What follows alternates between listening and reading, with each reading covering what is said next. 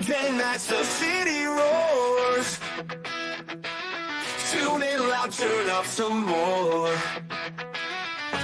Cincinnati show, it's time to play. Sports with strawberry ice today. 5:30 sharp, don't be late. TTV, the sports awaits. Strawberry ice, he's on the mic, energy, it's pure delight. Every touchdown, every goal, feel the pulse, it's in your soul. Cincinnati heartbeats strong. Strawberry ice will lead the throng. Every touchdown, every goal, feel the pulse, it's in your soul. Cincinnati heartbeats strong. Strawberry ice will lead the throng. Feel the crowd, it's electric now. Shouting loud, they all know how. CTV got what we crave. Sports with ice, it's waves and waves. Tigers strike and Bengals roar. Every game we want some more. Tune it in and feel the thrill. Strawberry ice, he's giving chills. 5:30 sharp, don't be late. TTV, the sports awaits. Strawberry ice, he's on the mic, energy, it's pure delight.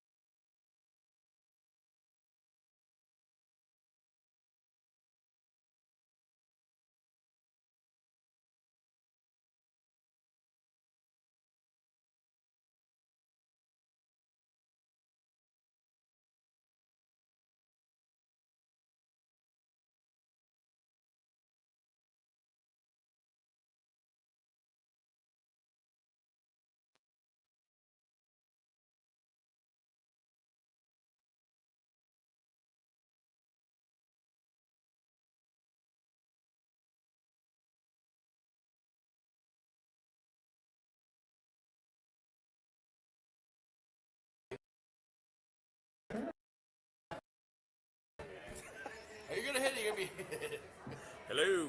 We have no sound. I know we have no sound. I know. We're trying to figure it out. What's that? Talk. Okay.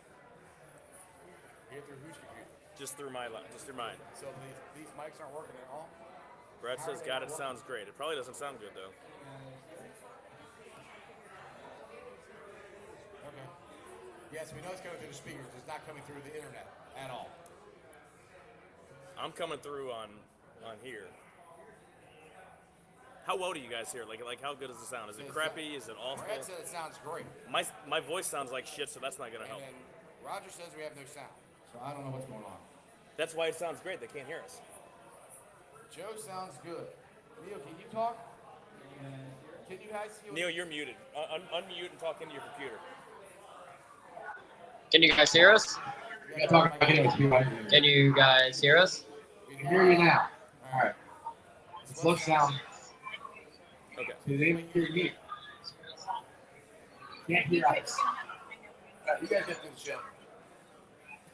All right, Joe, let's go play-by-play. We got the Bearcats coming up in 30 minutes here. There we go. Much better. It's much better without Jeff. All right, guys. Just a little bit of technical difficulties, so thank you guys for staying with us. Jeff is here. He's right here. You gotta talk about everybody. Yeah, Jeff's. You guys want me to try? Yeah. So Jeff's here. We're just doing it without him because we're good. So hey. So the Bearcats play Villanova in about 23 minutes. Yeah, pretty big game for the Bearcats tonight. It is and it isn't, because this is a game where this game they should win handily. Villanova is not the Villanova Wildcats. Not Dante DiVincenzo is not walking through the doors. Bearcats are the more talented team. However, if the Bearcats that played against Alabama State show up, they're going to get rolled because that team just was not very good or well, smooth rolling team. Yeah, I know, Brad. We're working on things, guys. It's microphones or. And you guys gotta use these microphones so everyone out here can hear us, but we're also talking through the microphones. But overall, for this game, starters just officially came out, so I can read those off for you guys. Cincinnati rocking with the same starting lineup like they have all season. Jizzle James, Connor Hickman, Dylan Mitchell, Seabass Coaches, and Steve Mandego. Now for Villanova, it's going to be Tamir Brickus, Luca Poplar, Jordan Longino, Enoch Booke, and Eric Dixon. Dixon is a little surprised me. I really haven't looked much at Villanova going into this game, except looking at Dixon's averaging 20 points a game, 6'8", big beating boy. I mean, he's 265 pounds, and he's hitting almost 55% from behind the three-point line. Yeah, so Eric Dixon kind of gives me, Joe, a familiar vibe of a John Hughley kind of player, bigger guy, John Hughley. Okay. Kind of fits a similar style with the size and what he likes to do, play inside. But the biggest thing for Villanova that sticks out is the guard play. Obviously, you look down, you see Luca Poplar, who had a lot of success at Miami over the recent years. They bring him to Philadelphia to join Kyle Neptune's 4-4 Villanova group. But overall, you look down in the starting lineup, you see somebody averaging 25. He's second in the nation in scoring. That's going to be a dangerous matchup today. I think if they play just an average game, they don't have to play well. If they just play as expected, even without Van Skillen, he's still going to be at least another. Hopefully, he can be back, like Howard said, but I think it's an average performance. I think they don't even have to go crazy. I think this game they should win by double figures without being overconfident. But I'm not putting money on anything because I'm not crazy. But. Yeah, which is crazy to think about, Joe, because you look at the spread of this game. It's a 3-point spread heading into this one just moments ago. If you were a betting fan, you checked this game out. Cincinnati was a 3-point betting favorite heading into this one, but realistically, this could be a game where Cincinnati blows them out by 10+, or it could be a very close game. So you're not really sure what to expect in this one. First, I wouldn't say first road matchup for Cincinnati season, but second road matchup. I mean, you look down at the Georgia Tech game, there was more Cincinnati fans in Atlanta for that game than what Georgia Tech had in the whole venue. So overall, on top of that, this is going to be a true matchup. Philadelphia only 8 hours away, and a Big East Big 12 matchup coming up here at 6:30 on Fox Sports 1.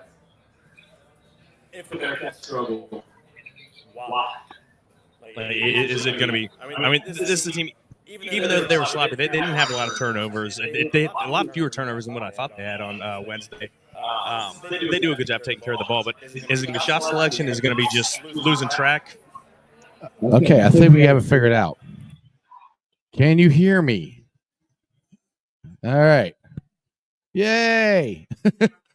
All right, live show. I love this sometimes. I plugged something in the wrong spot. It was my fault, so my bad. Anyway, we are live, like as I said before, down here at the Moerlein Lager House. Woo! Unfortunately, David Fulcher will not be able to join us. His wife is having some medical issues, so keep him in your thoughts and prayers. But we are live down here every Tuesday from 6 to 8. Happy hour starts at 3, goes till 9. What's that mean? That means $5 drafts, house wines, ranks, and $2 appetizers. Plus, it's Prime Rib Tuesdays. So come on down and enjoy some delicious prime rib. We are going to watch the Bearcat game, as you have heard. The guys were already discussing it, and I have no clue what you guys are talking about. So continue. Yeah, so overall, could not hear us. I'll run you guys through. I got the live stats in front of me, obviously covering the game here while on the show with you guys. So we'll give you a lot of play-by-play, our first half thoughts, or so on as the show goes on. Yes. Cincinnati's starting lineup stays the same as what we've seen since the Dan Skilling's injury. You're rocking with Jizzle James, Connor Hickman, Dylan Mitchell, Seamus Lukosius, Aziz Banjo. While Villanova, on the other hand, you have Jameer Brickus, Wooga Poplar, Jordan Longino, Enoch Booke, and Eric Dixon. And Eric Dixon, you look down, as I mentioned earlier, anytime you see somebody averaging 25, I mean, you're going to have your hands full. Right. Joe, what's your thoughts? How are you feeling going into this game? I'm pretty confident the way they've been playing. I know this is not the Jay Wright Villanova Wildcats, but it's still Villanova in Villanova. But the way they've been playing, and with the ass chewing that West gave them after the game that we went to last week, I think they're going to be itching and ready to go. Yeah, I mean, you got to figure they're going to be a little more sharp coming out of the blocks. I mean, Maryland, yeah, they're 4-4. Teams they've lost, they lost by 10 to Columbia. Lost to St. Joe's. All three losses have been to buy-in games. All three losses have been awful for Villanova. I mean, losing to Maryland, that's at least a big Big big 10 name school, Big Ten school. You've got Virginia, who's an ACC school. But yeah, losing at St. Joe, yeah, that's a city. But it's a city rivalry. You look down at that Villanova game; it was 70-60. If I stand corrected, that is the most points Virginia has probably scored in the last 10 years. yeah. Probably the most points. Yeah. Tony Bennett is not a. Tony Bennett steps down and Virginia's shooting. Tony Bennett makes Mick Cronin look like an offensive genius. Let's not go that far. That is the most points scored since 2014 for Virginia, realistically speaking. But they scored 74 against Manhattan this year. So even in bye games, they're scoring. Oh no, yeah. Even in bye games, they're scoring in the which is crazy to think about for this game too. The over/under on this game was 138.5, but that's because Villanova plays at such a slow pace that it's going to be a game where they're going to try to slow things down and frustrate Cincinnati's defense, whether that's in the pick and roll, the high ball screens, or the set actions. But Villanova's going to want to slow the pace. But the key for Cincinnati here is speed it up. Jizzle James, Connor Hickman. Try to get out, pushing tempo, pushing transition. That's going to be the key for Cincinnati in this one, to keep Villanova running. If you can get Eric Dixon to be worn down by keeping him playing on the – I would say if they can push the tempo and get Eric Dixon to be needing a break, if you let Eric Dixon play 35 minutes a game in a very slow offense, it's going to be a close game. But if you push the tempo and slow it down, Eric Dixon only plays 26 minutes. Because of that, you're going to be in great hands. So are you pretty confident they're going to win? I am. I'm pretty confident that 3-point spread would be a lock if you were a betting favorite, just because of what Cincinnati has done in recent weeks. Right. Obviously, coming off the poor shooting slump versus Alabama State. But for those who watched the press conference after that game, Wes Miller was not happy. The most animated I have seen him since covering his 4-year tenure here at Cincinnati. Yeah. And it was an emphasis. Hey, Thanksgiving's tomorrow. We got to focus on the holiday. But on top of it, we're going to get right back to business on Friday. And I'm sure it was business, because heading into the Alabama State game last week, following the Moorhead State game and the Nichols game, where they got out rebounded. Right. In the open practice with the media, Wes Miller broke 2 clipboards in the span of 10 minutes. Wow. After being out rebounded by 10. Now, see, that's the thing. That's one thing I do like. Wes has a standard, and the standard is a standard. Doesn't matter who you're playing. He expects you guys, his team, to play like that every single game, and that's what championship teams do. And that's where, I mean, the level of expectation I have for the Bearcat basketball team this year is extremely high. It's Sweet 16, Elite 8. You know, we need to go pretty far. Now, with that being said, we're getting into the meat of the schedule here. You got Villanova coming up, then Howard, then Xavier, and then Dayton, and then we go into the Big 12, which that's going to be the big test, because you got hopefully they'll still be number one when they get in here. It's Kansas, because I want to knock them off. But where are you cover the team, Neil? Where was UC picked in the preseason polls as far as the Big 12 goes? In the Big 12, they were projected to be finishing around the 6th mark, but you look down on top of it heading into the season, there was 5 teams from the Big 12 within the 10. You had Kansas at 1, Baylor was up there, Houston was up there, Arizona was up there, and Iowa State came into the season as 5. Cincinnati came into the season at 20. So overall, you have 6 teams from the Big 12 in the top 20. Then when the KenPom rankings came out, you look down at it, Cincinnati was 11th overall, and all 5 Big 12 schools ahead of them in the conference rankings were Big 12 schools. So the 5 teams projected to finish ahead of them in the preseason polls were also ahead of them in the KenPom ratings as well. So it kind of even matched out. I mean, by far, I've said this a million times there, Big 12 is the best basketball conference in the country. It's not even close. 100%. Not even close. It's not even close, because you look at the metrics and everything. And it's funny we bring this up, Jeff, because obviously everyone can make their reference for the Big East as conference, obviously, because UConn right now.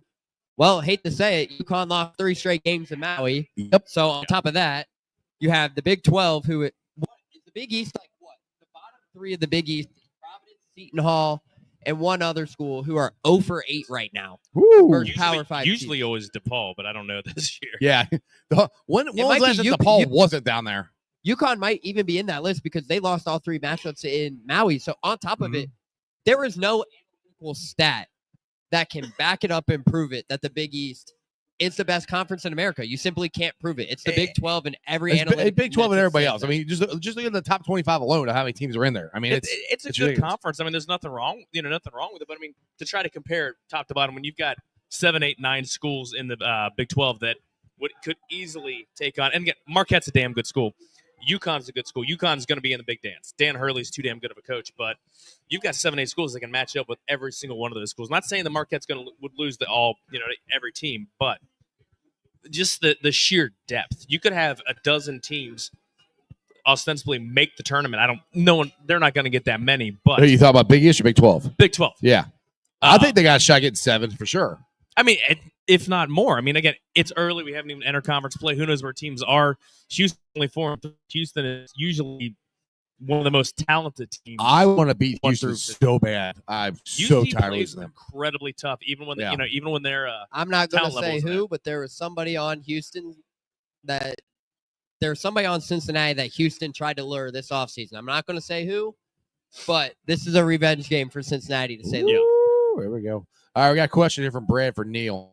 Neil, what's your thoughts on App State wanting Satterfield back as their coach? Yes, please. I'll be the first to say it right now, guys. Scott Satterfield is not going to leave Cincinnati. He's not going to leave it. Everyone's saying, no matter how bad you want it, just because everyone sees the openings opening up, still standing on it. You got to give a coach 3 years. He's not taking a step back. He's going to get he'll get forced out, and it's going to be like if and when he goes. I mean, hopefully shit gets turned around. I mean, hopefully it turns around. Suck. Yeah, but I want them to be in the best setup for the future, and it's going to be at least another year. That buy. Like I said, I've always said this: you got to give a guy 3 years. You got to. And the thing is, but now I'll preface that with this collapse, and that's what it was. You need to win one game. You lost 5 in a row. Yeah. That's this Friday and look night at what happened over that 5-game stretch. You had the 3 turnovers versus West Virginia. You're up 17. Yeah. You get 14 points off turnovers. You lose by a score to West Virginia. That game probably shouldn't have happened. But they were in that game versus TCU. despite the conditions, they were in the game on Saturday. I mean, TCU played in the cold a lot better than I thought they would. I didn't even think TCU played that well. Obviously, Jack Beck gets hurt. Their Blitnikoff award-winning wide receiver or semifinalist. He goes out, and for people who didn't notice, he actually tore his meniscus on Saturday. Really? So TCU was without their leading receiver who had 1,200 yards on the season, 59 catches, averaging 17 yards a catch. Didn't even play in this one, but the defense for Cincinnati put Cincinnati in position to win this game on Saturday. But the offense just couldn't move the ball forward. But on top of it, you look back on how this season went. You had the big win over Arizona State, and I hate to say it, everyone's going to blame that win on not having Sam Levitt for Arizona State. Even with Sam Levitt, with how Cincinnati performed in that matchup, it was still a good game for Cincinnati. But the loss to West Virginia hurt. The loss to Pitt hurt. The loss to TCU hurt.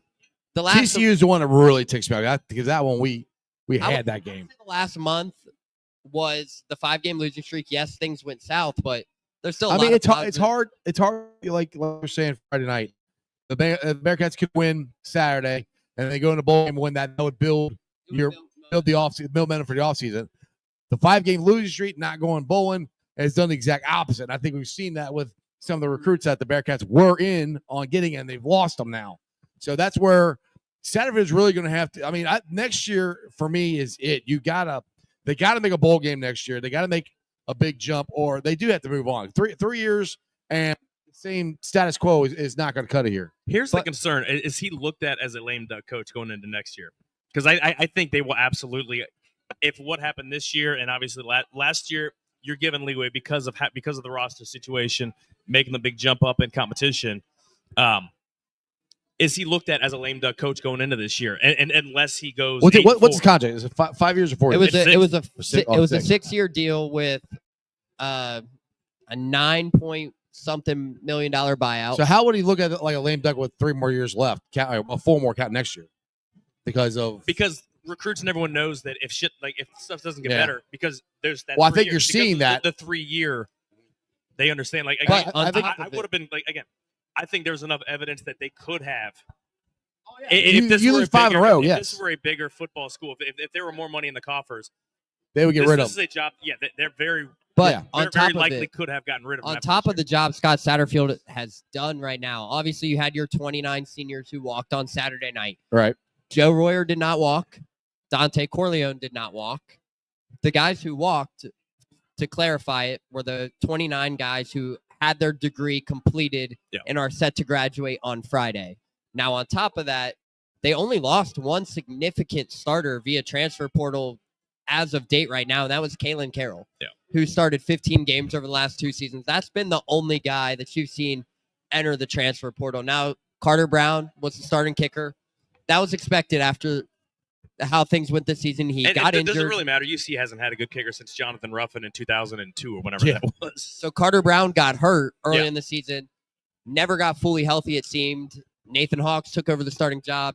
That led to that decision as Carter Brown was still battling injury. Yeah. But on top of it, there's still plenty of opportunity for Cincinnati to grow because you look down at their schedule next year. Schedule might just be easier next year than what it was this year. So overall, there's still room for improvement. Obviously, you look at the non-conference slate next year with the Nebraska game. Now, it sucks to say that game is probably being moved from Indy. You think they will option that back out? I don't think they open that option back up to Indy if it's in discussion to move, just because due to the revenue sharing and all that aspect, if you can get a game in week 1, which is what a better matchup. Yeah. It still would have been the same matchup. It would have been the same matchup versus Nebraska. It's just changing locations. But the reason that was because Nebraska couldn't sell their ticket allotment to Lucas Oil. And for people who were wondering about that contract agreement, Cincinnati was getting 75% of that deal anyways. So basically it was their home game anyway. I know they did all that because then they ended up getting a bye game.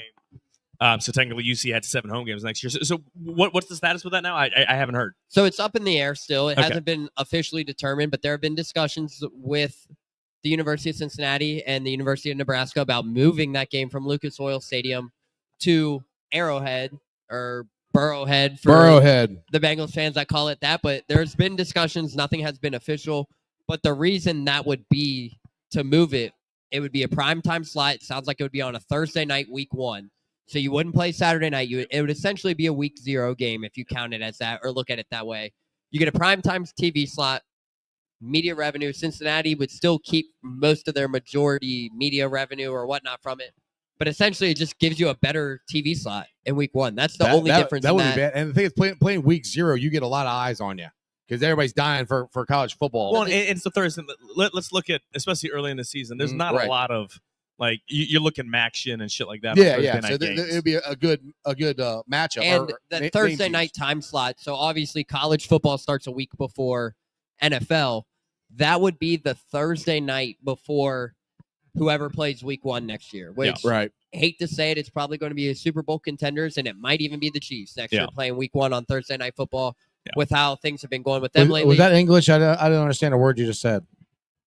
About the... I'm kidding. About the week 1, more than likely, hate to say it, you're probably going to see another Chiefs-Ravens matchup week 1 next year on a Thursday night football. But overall, if it's me, and I'm John Cunningham, which I'm not saying this is what he's going to do, I would heavily look into it, obviously, because of the media revenue and all that aspect. Right. Cincinnati will be bigger owners in the media revenue for Big 12.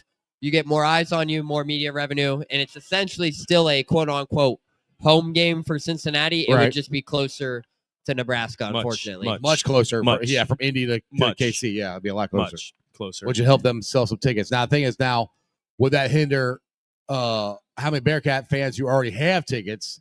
That's a big jump from Indy, which is, an hour and a half, 2 hours away, to 6. Tickets haven't been sold yet. Anyway, I was curious how that was going to work. Are they not? On top of, because I'm season ticket, and I haven't gotten anything about season tickets. Okay. How would that work on top of the season? Like, was that be included in the season ticket package or whatever?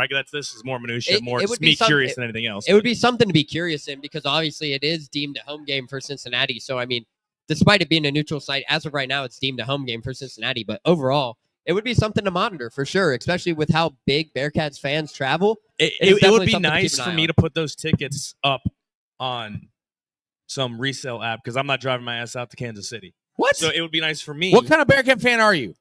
Someone who's not driving to Kansas City driving to Kansas, Missouri, wherever the fuck it is, in summer. Like, I'm just saying, I drove in the winter. It was cold and it sucked. In late August, it's really fucking I did hot. that drive twice. Let's just be clear. Kansas City sucks in general. Okay, I did that drive. All things aside from sports, I heard this cool time. Did that drive twice this year in the last 6 months. I'm not doing it, dude. That drive again sucks. because on top of it, he did that. It's a miserable. If drive. Cincinnati plays that game in Kansas City next year, I'll probably go cover it. Obviously, go cover it. Big 12 Media Days is going to be right back there in Kansas City again next year. 2 weeks later, that's 16 hours of driving for one trip. That's going to be 32 hours of driving essentially. You might just stay in Kansas City for a week. Might just stay in Kansas City for a week. He's going to come back 10 pounds heavier from eating all the barbecue. All the barbecue, exactly. Jack stack, baby. So one thing I want to bring up that you had a conversation on the Bearcat Blitz with your partner there about the Godfather, Dante Corleone, and how he didn't think he was an elite college football player, which none of us agree with that statement. He is an elite college football player. When you are the main guy and you're getting double and triple teamed all the time, it's hard to actually make an impact. Why was he saying that?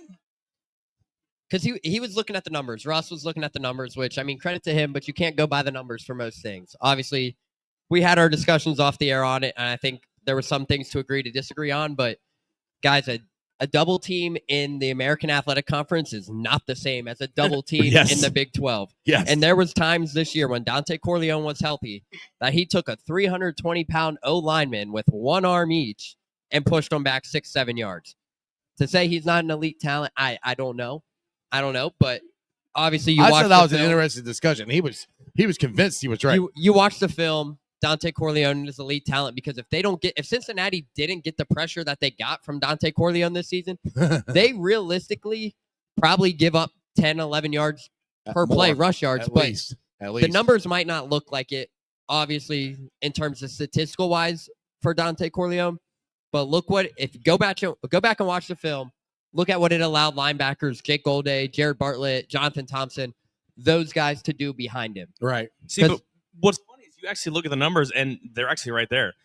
3 sacks, which is the most tied for the most he had. He had 3 sacks as a freshman, 2 sacks as a sophomore. 25 hurries, rushing the passer. Only 11 tackles versus 30 as a freshman, 24 because he's taking on two or three Right. blockers. It's also worth noting that he missed all of fall camp. Right. And He played the had most blood snaps. clots. Yeah. He had a life-threatening Didn't play the disease. first 2 games due to the blood clots. Like I don't think he Did- was fully Yeah.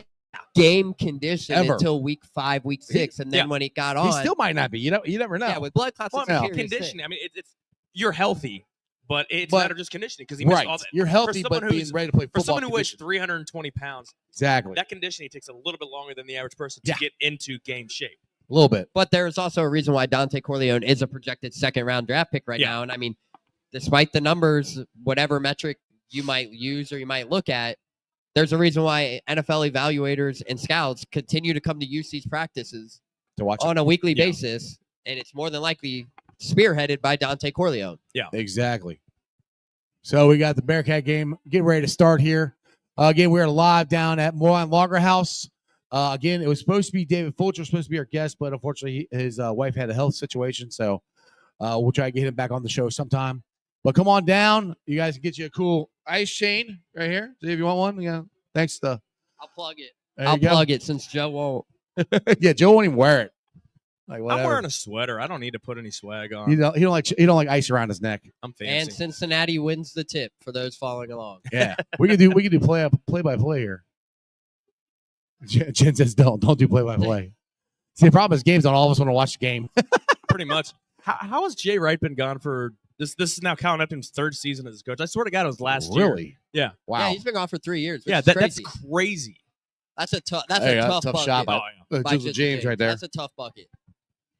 Is there any, and at least for a true sophomore, he's what, 18, 19 years old. Is there anyone tougher No, than that dude? because when he gets downhill, like people don't realize, like he is running like his NFL Yeah. Hall of Fame Yeah, father. exactly. I've been saying Like, that. Well, he's built like you. I mean, see, body type. I mean, Guys, his Jizzle- dad's a little bigger, I think. For but- people who but don't realize either, Jizzle James is like 205, 210 pounds. Like He's a load, and he's quick for his size too. it's all muscle too, dude. That's the thing. It's like his arms are carved out. His legs are huge. I mean, and he's starting to be able to get that mid-range shot going. He's tougher than Dollar General steak. I mean, come on, man. I didn't know Dollar General had a steak. They do. They do? Yeah. Really? There's actually a new thing on TikTok where it's like people like buying like actual groceries and stuff at Dollar General and cooking them up because I mean, not everyone can afford Right. bougie ass shit. So it's they have steak. I actually walked in and saw it. I'm like, wow. I thought about buying. See, what I can do we're with it, not but- only entertaining, we're also informative here. You can get Dollar General steak. I didn't know that. So, is this gonna be? You think Seamoss has a chance of, if he has a really good year, of actually making this his last year with the Bearcats and jumping to the NBA? 'Cause I don't think he's an NBA player. He doesn't have any eligibility left after this year. So, I mean, Oh, he doesn't. Oh, okay. Well, there you go. I didn't even know no, that part. CMOS will be out of eligibility this year. But speaking of CMOS, who coaches, for those looking at the metric, 2nd in the country in effective field goal percentage at 59%. Woo. Yeah.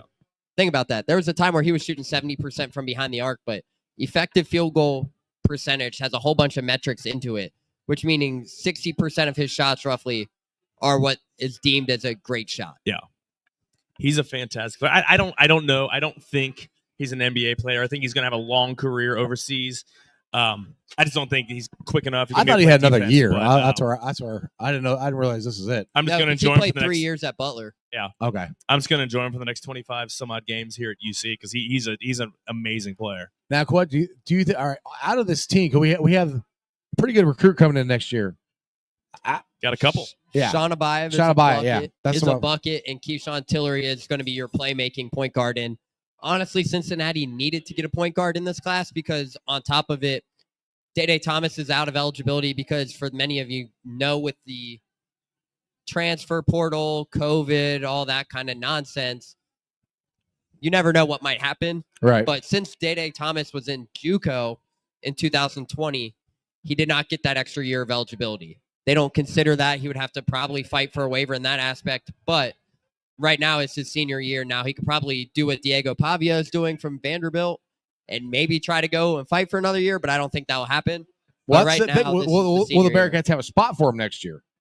Well, yeah, because Jizzle's not going to be here next year. You don't think I Jizzle, think he's you think gonna be in the Jizzle draft. goes? Yeah. What do you think, Neil? Do you think Jizzle goes next year? It really depends. If he continues to rise and emerge, he'll see his name on draft boards this year. I mean, he's one. I'll put it this way. It comes down to this. It's like, all right, you could be say he could be a first round pick. What if he's six? Nice. Nice Nice put back by Aziz right there. What if he's 6th round one more year and he goes from a first round pick to an actual lottery pick? Because that's where I think he could be his junior year. Because I mean, I was they're not drafting the junior in the lottery. They're drafting guys 1 year out, or they're drafting guys from Europe. If we're speaking lottery picks for that class, there's a realistic chance Sean Abayev could be it. Yeah, he could be one and done. There's realistically a chance Sean Abayev could be it. I think that's what he wants. I think things have gone wrong if Sean Abayev is here for his sophomore year. Yeah. Either there's an injury or he just or something happened where he just wasn't effective or didn't adjust to the college game. Exactly. And that's cool. Like people are like, oh, one and done players, like I'm happy as hell to be a one and done factory. Yes. Kentucky has not won a title, like has not had the. I'm not saying a whole team of one and done, at least one.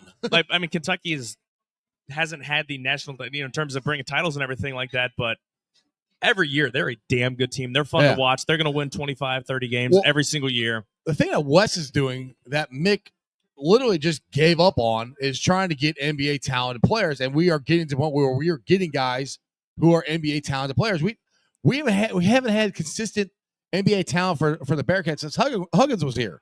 Mick liked excuses. He liked his excuses. Liked his guys. He said, my guys. Yeah, he liked his excuses. He wanted guys that were going to be here for multiple years, but he also liked to complain that he couldn't do this, couldn't do that.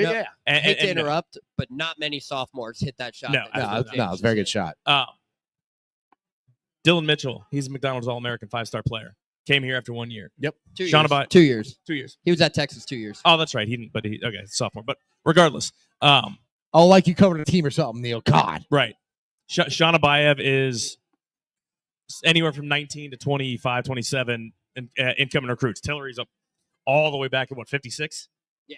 I mean, damn near 2 top 50 recruits coming in the class. Like, recruit. What was the last time we had that? Right. Like, don't quit. Oh, there you go. Nice little tip out by CMOS. What's the worst that's going to happen? They're going to pick another school. They went after Isaiah Collier a couple years ago. Yeah. And I thought they were going to get him. They were close. The reason that didn't happen, I mean, you look at what happened. That whole recruitment was so weird and so wonky to cover because Isaiah Collier's camp family himself even didn't say much, but there was ties to USC. Everybody knows that. Yeah. But essentially, look at what happened. Him and Arrington Page were a combo deal because they're best friends. And look where Arrington Page ended up a year after. It's back at Cincinnati. And this is where he truly wanted to go, but he wanted to go have that opportunity to play with his best friend. So overall, he averaged 4 points a game at USC in very limited minutes. And on top of it, he comes back here to Cincinnati, and he is thriving in the role off the bench. And there's still progressions made each. And you hear Wes Miller rave about him in the post-game press conferences. So there's a lot of upside for guys here. Pages looks like he's going to be the first guy off the bench here as soon as there's a timeout. I mean, Badunga last year, they were right in at the very end for him. He ended up going to Kansas. Yeah. Flory went to Kansas, and what's crazy about that is there was a lot of connection with Flory Badunga and Cincinnati was because there you go. The connection to Drew Adams. Drew Adams' father coached Flory Badunga in AAU. Flory goes on to be a top 4 prospect in all of college basketball, goes to Kansas. He's playing significant minutes, but just imagine him here right now. I mean, if Flory Badunga comes here, I don't think Dylan Mitchell comes to Cincinnati. Right, true. At least Page. I mean, is Badunga more of a true 5 or is he a stretch? He's a stretch 4. Okay. He's a stretch 4. Then yeah. Cats might want to play a little bit of defense right now. That would help. Struggling, but the defense looked too much like it did Tuesday night when we were there. But I like the pace. Night. The pace is up tempo. Villanova cannot and will not be able to. There was that a 2 or 3? Day? I think it was a deep 2. No, it was Jizzle. That was a 3. Okay, James. Yeah, 3-point made by Jizzle James, who is now up to 7 points already. With the hair, I get him and Day confused sometimes. Day's hair is crazy long. It is. Are you jealous of it? Nah. You sure? I had a chance to grow out long hair when I was younger. I've had the same damn haircut, whether I've been male pattern baldness or not. Giving up an open 3. Come on, guys. Yeah. But Wes is not happy.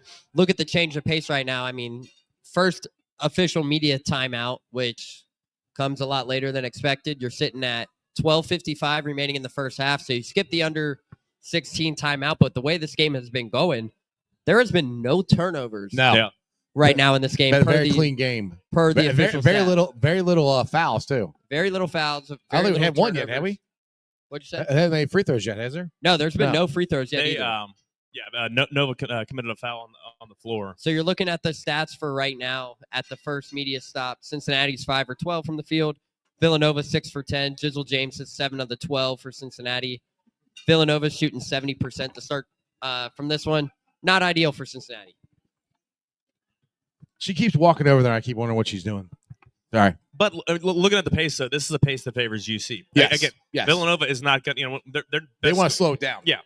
Eric Dixon Dixon want to keep his pace up. is 6'8", 265. That's a beefy-ass boy for someone who's that height. He's not going to be able to run up and down the court as much. And he's going to have to take a lot more breaks, which is going to either take his effectiveness. I think UC's pace is going to win out in this. Well, the thing is, I still think UC is deeper than Villanova too. Oh, yeah, we're 7, 8, 9, 10 deep. Yeah, depending on which team we're playing. Which I'm curious as to once we get into Big 12 play of how much of that will West cut down. Will we stay 10 deep? We're going to knock down more towards 7. I mean, I think 8 or 9. What do you think? For West, it's always been play as many guys as you can to get that experience in non-conference slate. But with the Big 12, realistically, I think this team stays 10 deep. They're that deep of a team. I mean, realistically, you look at the point guard position, Connor Hickman, Day Thomas, Jizzle James, all going to see minutes. Yeah. Right. Tyler Betsy's going to continue to be one of your first guys off the bench. If anybody's going to get cut out of minutes for Cincinnati, potentially, especially when Dan Skilling's come back, it might be a guy in Rayvon Griffith. So you're talking to absolutely. I think he's going to go back to just being, again, just in, I don't say mop-up duty, but I mean, because foul trouble. You think about it, there's 15 guys on the roster. J.J. Rembert, redshirting. Yeah. C.J. Anthony has yet to appear in a game because they are working some things out, and it might be trending in a red shirt as well. So overall, you have 3 point guards there. You have Dylan Mitchell, you have Simas Lukosius, Aziz Bandago, Dan Skillings, Arrington Page, Aziz Bandago. Like, who's going to play above those guys? Like, minutes are scarce right now. They're all going to play an impact, but it's going to be interesting to see what kind of role might happen when Big 12 play comes. Now, I was going to say, do you really think Josh Reed is going to lose minutes? I mean, that's the guy that plays the defense. Josh Reed plays your defense. And the rebounding for someone who's kind of just a big guard, but he plays defense incredibly well. Lefty shot. I love my lefties. He's got a smooth shot. I mean, obviously, Arrington Page is your backup power forward, center. I don't know, whatever that realistically, in Big 12 play, I see them rolling 10 or 11 deep into conference play. Right here, look, Big 12 teams ranked in the AP top poll. Kansas, Iowa State, Cincinnati, Baylor, Houston, 1, 6, 14, 15, and 17. Yeah. That's pretty damn good. You look down at it, it's crazy to see. We play all those. Houston 4-3. Did we play Iowa State this year? Yeah, yep. Basketball, you play everybody. You play all 5 of those. We play all 5 of them, yeah. That's what I thought. And you play Baylor twice. Yeah. Play Baylor twice. You play Houston once this year, and it's at their place, which if you're Cincinnati, you absolutely hate that. I hate Houston anyway. I hate them here. I hate them there. The Fertitta Center is one of the hardest places to play in all of college basketball. Yeah. They did bring that back to a 2-pointer, by the way. Jizzle's on the line. So. Okay. 14-11. So one thing you brought up off the air before we started the show, Dan Skilling, do you think there's a shot that he might make it back for Xavier? Realistically, things are trending in the right direction for Dan to be back versus Xavier. Obviously, it's still up in the air. He got cleared by the medical staff. He's doing a lot of stuff on the floor right now, but they're still trying to work him back. He's got cleared for basketball activities, so that's a positive. They can't miss right now, by the way. There was a post by our good friend Scott Springer of the Enquirer before the game of Dan Skilling's getting some shots up on the floor before this one. So overall, it's still a step to be seen. We haven't, as the media, haven't had an open availability practice since that news broke. So it'll be interesting to see if we get that opportunity later this week to give you guys that update if that's something that happens. Scott Springer also said there's either a hole in the roof or they turned the air conditioner on there too, didn't he? Yeah, Philadelphia's cold. It's a cold night. It's a cold night up there. Well, we're nice and warm here down to the Moerlein Lager House. So come on down.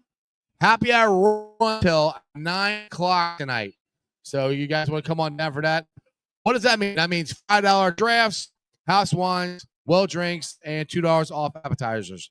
We do this every Tuesday from 3 to 9. Like I said, happy hours from 3 to 9. The show's from 6 to 8. Also, and it's in the restaurant. It's Prime Rib Tuesday. If you guys do like some delicious prime rib, and order it, that makes me hungry. And just that's a looking at shout out to that group back there.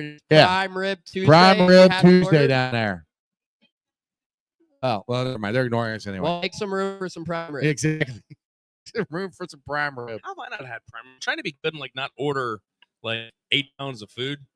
But I'd rather we both spend- got the more burger though. Right. I'd rather spend the per diem on beverage. Food is great here at Moerlein, so if you guys haven't checked us out, come down every Tuesday. If you haven't checked this out, like they've been here, what, a dozen years? Oh yeah. What are you doing? Yeah. Why are you? Yeah, this is one of the prime spots downtown. Like you got a great literally view of the right river. next to Great American. You're standing. You're staring right here at At the bridge, the suspension bridge. the Humming Bridge. Then you can look see Paycor. outside from where we're at right Well, now. and they got- They've got their Chris Kindle. Yeah, Chris Kendall was awesome. If you guys have not been down here for that, you should. I highly recommend it. Come down and check out like ice skating, all kinds of cool things you can do there. Jeff comes down here and works on his triple sock house. He is a figure skating menace. That is not true, but my son could, and my daughter has come down and skated. My skating days are over. I could roller skate. Could you even skate? I can fall. I was pretty good on I could rollerblades. fall with the best of them. I was good on rollerblades. We played a lot of street hockey. I haven't strapped on blades in probably 25 years, but Hey, I was pretty you fast. got to pause that sentence. I haven't strapped up and played hockey in a while. Strapped up. You got to pause that sentence. Equipment. We're talking equipment. Just say you got to pause that one. Last time I Grow up, Neil. Well, he is younger than us, so you know. Harrison would have said the same thing. Yeah, where's That's Harrison? an honor, Harrison. Yeah, shout out to Harrison. The boy got stuck at work, so he couldn't join us down here. Yep. Lame. He didn't want to face the music because Bengals and Cats won after he was. Oh, they're gonna win. They're gonna like. I'm sorry. I'm realistic. You mean they're they probably not. lost? You said they won. Oh, that's right. It's been a long time since either one of them won. It's been a long. football, It's long been football season for Cincinnati fans. 6.5 weeks since the Bearcats lost the last tasted victory, Yeah. and we're going on a month since the Bengals. Over a month since the Bengals last won. Anyway, we're watching the Bearcat basketball team right now. I'm gonna have another drink. I'm gonna have. That's the good thing about the winter here. We can, if you're a Bearcat fan, you can get through it by watching this team grow. But you made a point earlier watching this game. Right now, Villanova can't miss. What's their shooting percentage right now? Villanova's shooting 64% from the field right now, and they're getting to the mid-range jump shot with the ease. It looks like so. If they're gonna settle for mid-range jump shots, they're not gonna shoot 65% all game long. I'll let take them that. They can take that all game long. I'd rather have my guys going to the rim or shoot, hitting from the outside. Again, this pace does not favor Villanova at all. But if you're making shots, you're making shots. No, Hey. because you look down at Villanova is 7 for 11 from the field right now. Guess who has all 4 misses? If you would have told me that this guy would have all 4 misses, I wouldn't have believed it. Who? Eric Dixon. Wow. It was he what can't- 2 Oh, block. Oh no, he let him get that that's baseline. clean. But for the fans in the chat, let's get your early opinions on the first 10 minutes of this game. Yeah. What do you? If you guys are watching it, what I think you should be doing is having the game on with the sound down and listening to us because we do great play-by-play. As well, Neil started doing it. We're not Terry Nelson, guys. We're not Terry Nelson. We're not no. Terry Nelson. No. Wooga Poplar. I like that guy's name. Dude, he's been around for the last 7 years. Like that is the definition of a COVID player right there. He was on that Miami team that went to the Final Four. Or Was he? Yeah. Oh my God. Jesus. Yeah. Sheesh. They said he's from Philly, so he's coming back home. And hey, Come dude, back home. dude, 30-year-old can hit free senior. throws. Huh? Dude can hit free throws. Yeah. He does not have a place on the Bearcats Why's roster. he got gray hair in his beard? Because he's been in college since 2012. It happens. My grandpa. A little bit off the board here. Apparently the Reds and Jesse Winker have interest. That was a terrible entry pass. I don't know what the hell that was. Has that been confirmed? Say that one more It's- time. Reds and Winker have mutual interest in a reunion. Because I saw that one report, and it was a Yeah. guy that had 300 followers. It was- Like, I I mean, definitely don't it's- trust that. It's being treated by those as at least Is some of you not believe? out of the not out of the blue. Hmm. Does that make sense to anybody? Do the Reds need another platoon? Yeah. Is Jesse Winker a better hitter than Jake Fraley and Will Benson? Absolutely. Yeah. He also plays defense worse than Lieutenant Dan with a blindfold. Lieutenant He is Dan. awful in the field. So any edge How that you about give this? with his bat. How about we morph him, Jesse Winker, and Will Benson, and Will Benson for the outfield for defense, and then Jesse Winker's the bat. Can we do that? I'd rather have someone who's actually good at hitting and That's what I just said. More from one. Yeah, but then you one still player. But you still have someone. Called his name's Jesse Benson. Realistically, but you still can't hit righty, or you still can't hit a lefty. Realistically speaking, like genuinely asking, do we see Will Benson even on this roster? No, I was did about not to say see that because Terry cut him back in what was that 2021? It was 2023 is when they traded him right in spring training because he wasn't going to make the roster. I would. Well, I mean, to me, it depends on what they do in the offseason. I mean, they didn't. He was superfluous. They have a lefty platoon hitter. But they never sent him down at all last year. That's where I'm like, they got to have somebody. Because they had a lot of injuries. But if you're coming into a team that's at the very least is healthy, like you've got a full complement of players, he doesn't have a spot. I like him. He seems like a legitimately good dude. He plays hard, like he plays through injuries. He's just not good enough to be a. What about? I saw Reds Daily put this out this week. There you go. Get the rebound. Potential power bat, and I actually like it. It's the outfielder, I can't remember his name for the Los Angeles Dodgers. Teoscar Hernandez. Teoscar Hernandez. Well, I'm going to ask you that. What's your thoughts on that? I would be down for it. I would like to see balls flying into the Ohio River again, like, and he is capable of doing that. But how much do you think it would cost to get him? 20. You're probably 23 to 25 per. 25, 23. I was aboard his ship last year. I was pissed that the Reds didn't go after him because the Dodgers didn't need him. They signed him late in the spring because he was available and they had money. That's the type of player I think the Reds can and should go after. I'd be a little. Only issue is he's not young, and defense. It might be that veteran presence that we've talked about. That I think I know nothing about how he is in the clubhouse or anything like that. I legitimately think that their big impact is I just don't see them dropping $25 million per on free agent. I legitimately think that their big impact is going to be by a trade. They now have a wealth is the wrong word, but they have a glut of starting pitchers. See, that's where I get work because you always have injuries. That's where I'm like, I like having more starting pitching than we need. For sure. So, but it is Connor strength. Is Connor Phillips needed? You have 7 starters that are major league caliber right now, not counting Connor Phillips. Would anybody give you anything for Connor Phillips? Because you get something. Chase Petty, same thing. I think realistically, you see Chase how Petty much? Like what would you in get the for starting lineup before you see Connor Phillips, just because the Reds need a lefty outside of Lodolo in the rotation. They got Abbott. Well, Abbott, yeah, but consistency. Abbott's been your guy, but if he stays consistent, hang on. Who are you talking about? Connor Phillips. He's a righty. Yeah, that's what I'm saying. Like realistically, I would take another lefty in your rotation. Yeah, I don't know who that other lefty is though. We don't have one. Who? Oh yeah, Lodolo and Abbott. Yeah, you have to have a 6 starter on your open day roster just because of Nick Lodolo.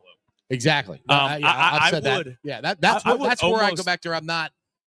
You said it's a position of wealth. It's Well, that's where you have sold to trade one of them. So you have Hunter Green, you have Nick Martinez. I've seen people saying that he's going to. You're not paying the guy $22 million to start the season. He's going to start. He's going to be in the starting rotation to start the season. You have Andrew Abbott. You have Brady Singer. You have Nick Lodolo. Which completely forgot. Do you guys think? Speaking of Brady Singer, do you think Cincinnati uses him as a starter or out of the bullpen? Hopefully, it's as a starter. Starter. Hopefully, it's as a starter. And then you still have the rookie.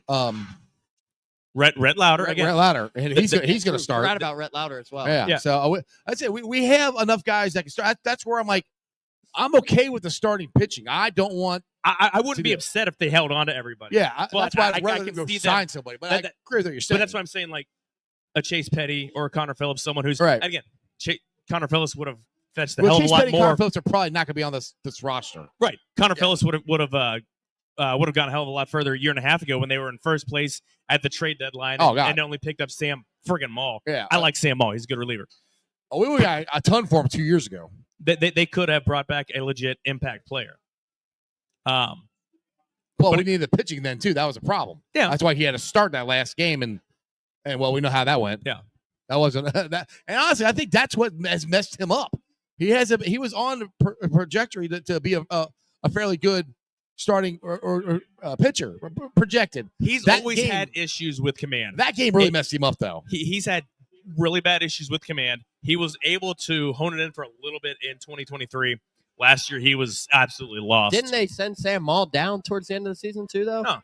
Maul's up all year. Maul was one of the Or better. moved He was one of the better pitchers all year Moved long. him to the bullpen. I might be wrong. I might be thinking of the wrong person there, though. Unless it was an injury or something like that. Maul was one of the best, one of the better pitchers that out of the pen that's had. Well, it is filling up down here at the Moerlein Lager House. I'll let you know. This is Sports with Strawberry Ice. We're live every Tuesday here from 6 to 8 at the Moerlein Lager House.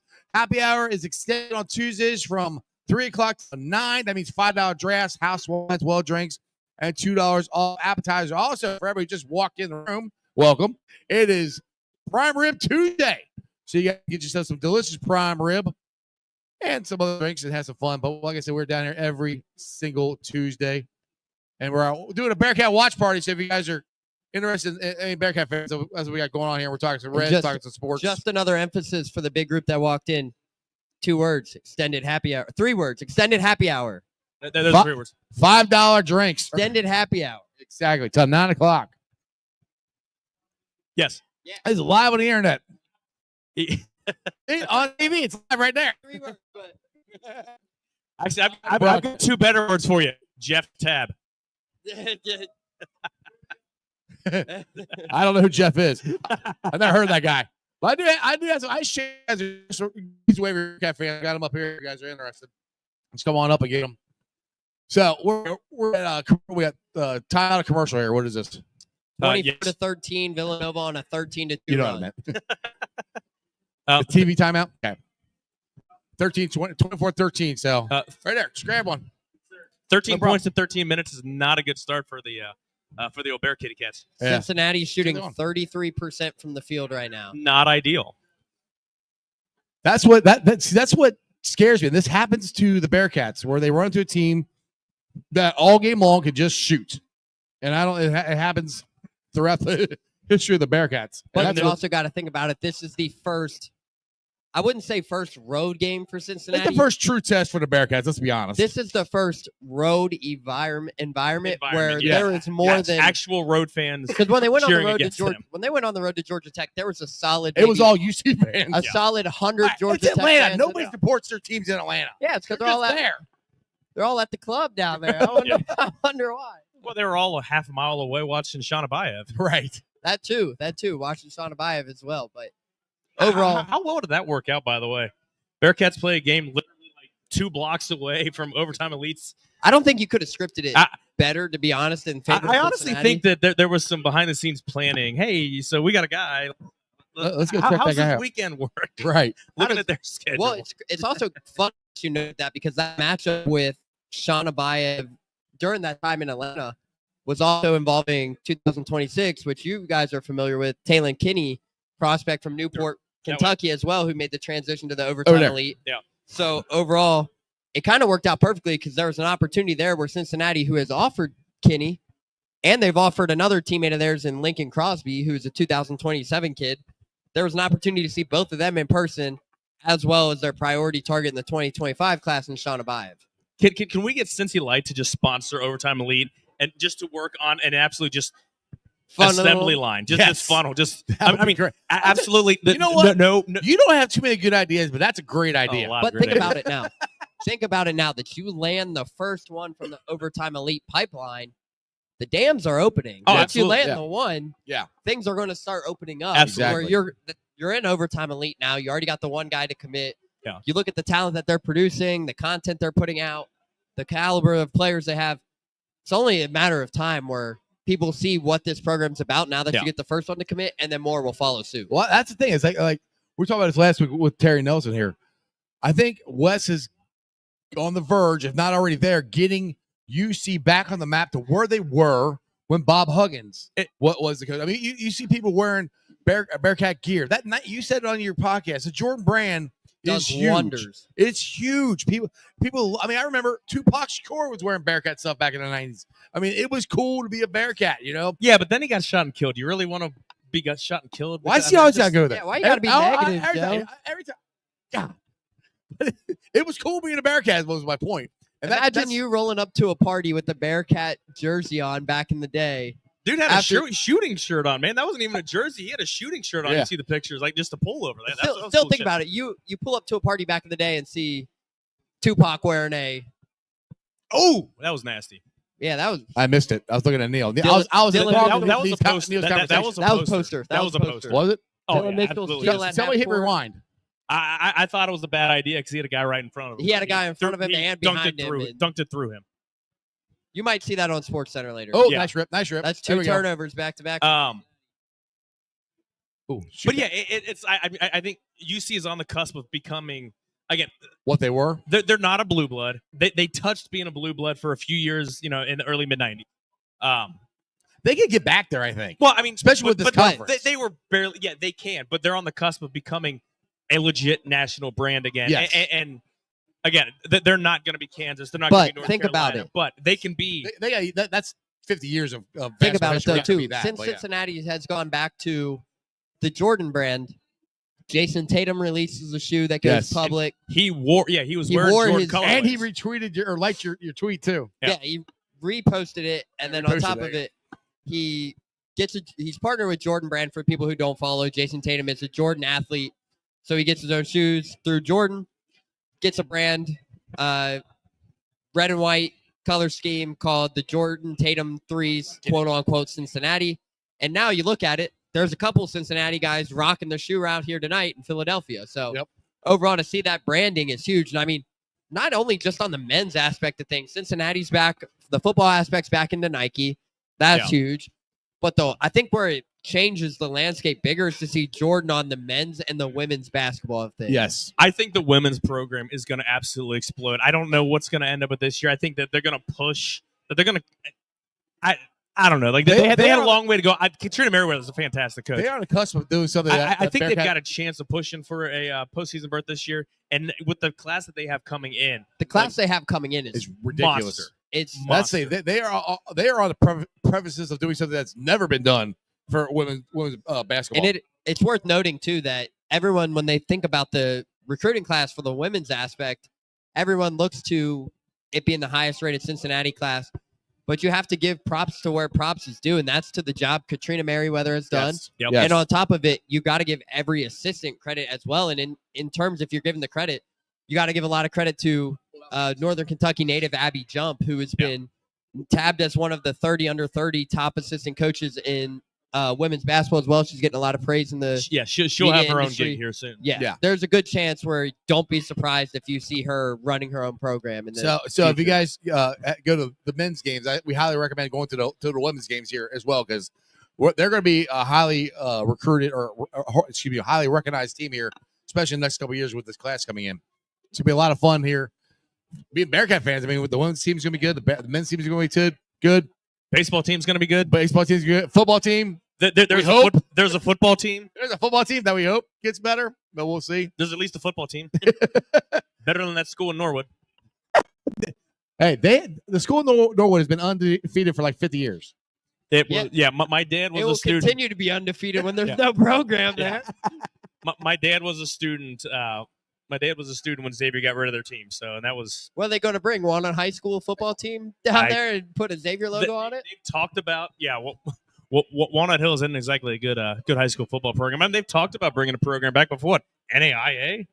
That school's tiny. It's losing enrollment. That's it would be weird like idea. like UConn. UConn's in the Big East, but they have a football program, which I guess they're just independent now. Yeah, it's independent. Yeah, but I mean, but they've at least had like majorly impact players like Aaron Hernandez. That got killed on the football field and off. Slay, homie. Oh my God! Somebody's got to turn off Joe's Who mic. gave you a mic? That's so bad. That is so bad. Who else? I didn't go Ray Caruth on you guys. Now you did. Who else came out of UConn though? Realistically, Dan Orlovsky. Dan Orlovsky, yeah. Yeah, shit, look what happened to him. Travis- His most famous highlight is running him out running back- out running back out. of the end zone. oblivious, just running along. No, Travis Jones, defensive he's on the Ravens, right? Travis Jones. Yeah. I think Defensive so. tackle, I think big so, yeah, I tackle, think like so. really, really good. Hey, Dan Orlovsky was the quarterback for the first ever defeated team. Yeah. Never won a game. And there's a reason why they went defeated because he didn't stay on the field. He went out the back of the end zone. That was horrendous. Now that being said, Dan Orlovsky is an awesome analyst. He's If you one of watch my him on favorite ESPN, analysts. I love listening him to breaking him. stuff down. Yeah. He and JT O'Sullivan, I think, are my two favorite national guys breaking down quarterback play. Like, even if it's not Obviously, if it's Burrow, I'm definitely going to watch. But just watching them break down the minutia and what they're working through, and just the high level passing. Yeah, you hear some jackass like Shannon Sharp saying that Joe Burrow isn't doing enough because they're only scoring 31 points the other night. Can we all Can you all do me a favor, Kurt Bangers? Stop paying attention to what Shannon Sharp says. Oh, Shay. He's just saying stuff to get you to click on stuff. That's exactly. it. That's the only reason. He doesn't actually believe he this. He wasn't the only one. There were guys saying that earlier in the season. Hey, Michelle's probably the only one listening to what he said. I said Michelle's probably the only one listening to him. Right. Yeah, Chris Canty's another one that would say this stuff. Like just anybody who says any shade about Joe Burrow and he's not doing it, just stop watching them. The guy's responsible for his mistakes, but like, what do you like? What does he expect to do? He has to be perfect to overcome this defense, and that's not going to happen. No. He's having one of the best seasons as a quarterback. The sooner, because I'm so tired of the hot take argument shows. Yeah. I'm like, the sooner we all stop watching it, they'll stop showing them. So just stop watching it because I know. Because they're just doing it to tick you off, and it does tick me off. That's why I just don't watch them. Realistically, Joe Burrow and this offense could put up 50 points a game and still lose. And they still lose because this defense is horrendous. That's more possession for the defense. Exactly. I mean, yeah, he's responsible for his mistakes. Those 3 turnovers, do you really blame him for any of those turnovers? No. The one that was the fumble that was returned, maybe the ball security, maybe. The fumble that was returned was he had his arm cocked ready to throw, and it was a 3-step drop, and Orlando Brown was beaten so fast. Now the interception, Orlando Brown, he's playing hurt. So. Right, there's no one else out there, so he's out there giving us, and that's why. But that's not Burrow's fault. No, the interception. It's because Cody Ford didn't put a finger on Cam Hayward. Cam Hayward just took a step back, jumped straight up, tipped the pass, and then went off T. Higgins. How's that Burrow's fault? The other fumble, exactly. Burrow maybe should have gotten rid of it a touch early, but he's outside the pocket trying to make it. Like, what? Yeah, the interception to Marlon Humphrey on the slant route when Ravens were here earlier in the season. That's on Burrow. That's on Burrow. That's on him. He jumped that route. Not reading. Yeah. That's on him not reading. Marlon Humphrey gave it away before the snap that he was playing that. Like, it's not like the guy's flawless. Like, he never makes a mistake. No. But he's made so many more plays than any other quarterback. He's having to do more than any other quarterback. You can talk about, like, the fantastic stuff. Josh Allen threw and caught a touchdown pass on the same play. That was ridiculous. Which was crazy because Amari Cooper had no idea what to do on that play. Right. Like, he just had his hands up. It's different from your Travis Kelce. Oh, someone's got to be back there because you know he's going to flip it. Amari Cooper was probably like, what the hell is going on right now? Josh Allen he thought it was he had no idea. I saw some of the mic'd up stuff. He had no idea that was even going to be considered a pass or receiving touchdown. Any other quarterback who's asked to do, I'm sorry, even Patrick Mahomes, and again, Patrick Mahomes is a fantastic quarterback. But he's having a crap year. He's having a down year. He's only thrown, one touchdown in the last, 4 weeks? It's ridiculous, and they're still winning. Yeah. It's annoying. Devil magic. It's the same shit as the Cardinals, same shit as the San Francisco Giants in the even years and in the 2010s. Like, I need to look somebody made a deal with the devil. Speaking of the metrics, Joe, I need to look up the metrics of the season because you mentioned how they never pass a touchdown. I bet you if you hit the under in passing touchdowns every week for the Cardinals this season, you probably banked your money. So I'm going to go home and look that stat up because now I'm very curious. Look at the game log here for I'll go back to the thing with Joe here. If we had a semblance of a defense, there's a very good chance we'd be 8-4, not 4-8, and Joe Burrow would be leading the MVP conversation. Because if you really look at his stats compared to Lamar Jackson, it's not even close. Joe is far beyond them. Thank you. If they had a semblance of a defense, they'd be 10-2 for God's sakes. Like this defense is historically awful. The amount of just miscommunication, the angles that are taken on play, like just the absolute terrible. Every single aspect from the defensive line, linebackers to the secondary. It's as if you just threw 11 guys together that have never played football and told them before the game, this is what you're going to do. Our players are going backwards. Pratt's gone backwards. Can't tell Brett. He's gotten old. Pick six, but Pratt was never a super athletic linebacker, and he's just gotten older, and he has no speed. Sam Hubbard is stealing money. He is absolutely just robbing a bank, sticking up the teller. Hey, that's money. that hometown money, though. They weren't going to do anything but keep him. Everyone should have known that coming. But realistically, if he wasn't fully healthy, which, I mean, he has came out and said he's not been fully healthy. Is that an excuse, though? It's not an excuse, He but was why hurt are we last playing year, him too. the amount of snaps that he is out there? Yeah. Well, he played Miles Murphy. He didn't do anything. That's the one that's disappointing me. Hey, you look at his numbers, though. You look at the pressure. You look at the amount of snaps. He's still getting out-snapped by Joe Osai and has a lot better production. And then Louis Rome has the fucking gumption to come out and say that he's happy with the amount of snaps that he's playing, or he's happy with Joe's Geno a little Stone. upset. That he's okay with Geno Stone, or Geno Stone is playing well. That I didn't Like, get at all.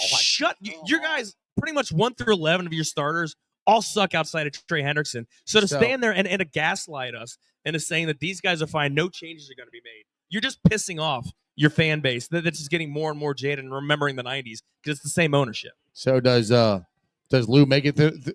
I think it makes it through. Better as hell not. I think If there's a chance he could go. I think Frank Pollock could go. I don't think Zach's going. Any real team, those guys all would have been gone by now. They're in the middle of the season. Right. Realistically thinking, if this defense has an utter collapse, which it realistically They could have. happen if they continue at this rate. They gave up 44 points to the damn Steelers who can't score. on Only you and me. 37. There was a fumble. Yeah, but you gave up 400 yards to 500 yards. Yeah, 500 yards to Russell Wilson, which Oh, is pathetic. 400 who's plus 500. Old Man River there. But on top of it, He didn't have to make it difficult to read all game long. no, he didn't. Every pass was wide open. The But touchdown to Freiermuth. There was nobody within 20 yards of him. No, let's talk about it here because about this game. This is one thing that I'm still So the confused Cats are making on. a run. It's 30-26. Yes. Yep, big run by Cincinnati. But on top We're of still it, bitching about the Bengals though. Yeah. but on top of it, I am so confused on the George Pickens nonsense. Like the second unsportsmanlike call. Like so what it is, the unsportsmanlikes that go towards a disqualification are ones that are aimed at another team, something that could insult. but didn't he take the typical gun celebration, which has been a fine or an unsportsmanlike conduct penalty for anybody else in this year? Yeah. But But he airs, that wasn't aimed at anybody. That it's It a wasn't aimed separate. at It's a separate class. It's dumb, it's so dumb. but it's a separate. Like, don't draw any distinction. Just two unsportsmanlike conduct penalties. Right. It should have been. But should've been I gone. like it, no. He was within rights to not get tossed from the game. He's just a fucking idiot. I mean he's a hot-headed idiot. I mean, everybody kind of knew coming into that game too. Like I think us three all talked about it on Friday night. We are like, there is no way George Pickens makes it through this game without getting tossed. Yeah, get him off. Like again, and it started out well. You get him off his game, and the near penalty, almost penalty. I guess they ruled that he was falling down when CTB kind of gave him a shove, and on the pick six, that said there was no illegal hands, which again was within 5 yards. It was not during the pass, and he didn't go to his face mask. He just kind of shoved him down as he was stumbling. So yeah, it was clean, clear.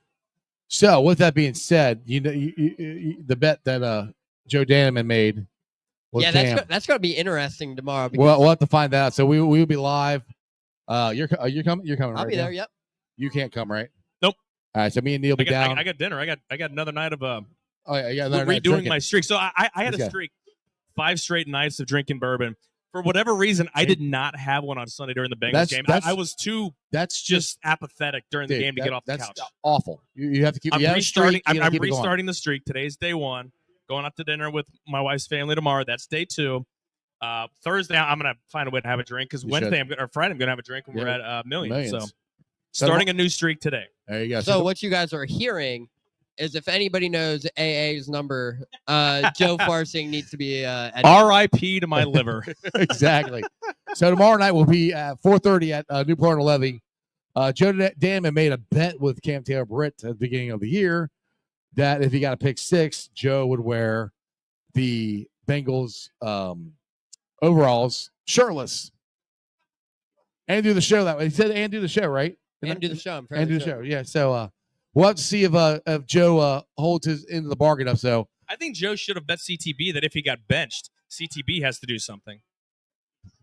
Joe would have won that one. He got benched already. Exactly. All right. Well, that's an interesting. Hey, he's always got to be negative.